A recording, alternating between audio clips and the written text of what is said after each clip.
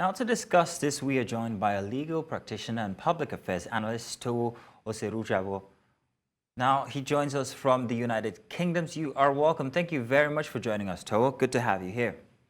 You are welcome, Mazino, and thank you. Good afternoon. You're welcome.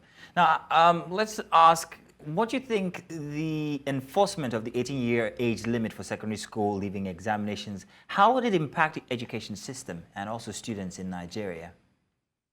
Well, if you look at it carefully, most times some of us who are, let's just say, some of us who are here in the UK and the US and in Canada, when we have meetings and we discuss, we say sometimes if they want to implement things that works here in Nigeria, the masses who are to benefit will become the catalyst to the implementation of those things.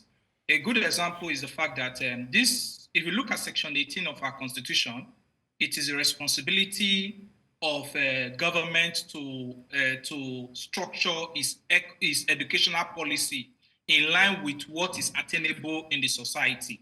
Now, this policy is not a new policy. It has been the policy as it was before and now. And which is the policy? Every country has its educational policy. Even here in the UK, we have the educational policy, and irrespective of whatever you are or whatever talent you are, you must submit to that policy. But there are exceptional circumstances which I can hear some of the stakeholders canvass for.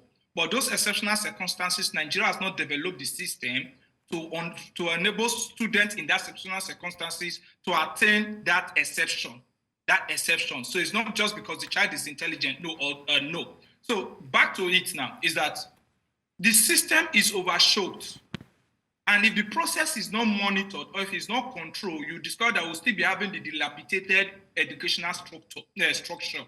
You go to the universities, particularly the public universities that are easily accessible by the masses, you see students sitting outside. Why? It's not because of the structure is not there, but because of the system is overshot and the policies that are meant to accommodate such a system are not followed. That is the process. A good example, I'll give you a good example. Here in the UK, for a child to gain admission into a school that is monitored, a proper school, the child must be 3 years, which is called the preparatory. Then from the preparatory, irrespective of the age of that child, once the child is 5, there must be a timeline in the month. It's so important. They don't play with it. There must be a timeline in the month. I have my daughter. My daughter was 3 years, who was supposed to enter into the kindergarten through preparatory, just because in September, she will be 3 years old, and the school starts September 1st. They said since she was not 3 years old September 1st, she must wait till the next year for him to be in that process. That is as strictly it could be. And if you look at it properly, the process is not short and everything follows seamlessly. So that is the process we have here in the UK. So I think Nigeria should also embrace this policy if we decide to what, because it's not a new policy. It's not a new policy. It's when the private sector entered into the university, entered into the educational sector, that this policy were rubbished. So I think it's a good thing. And I think it's going to not only, it's going to shape in so many things in the educational sector, or and in the society, the infrastructure at large. Yeah, well, I heard you then talk about exceptional cases. Now, has any input been put regarding kids who are exceptionally intelligently? Now, what about these? I mean, we've heard of stories of kids who are graduating university outside the country and are facilitated to do so at ages perhaps maybe somewhere in between 10 or even 14. 11, yes. So in this case, how would that accommodate? Yes, in United States, for example, because I had a chat with a friend of mine who lives in United States, and there are sectors, because there are policies put in place to determine the exceptional circumstances.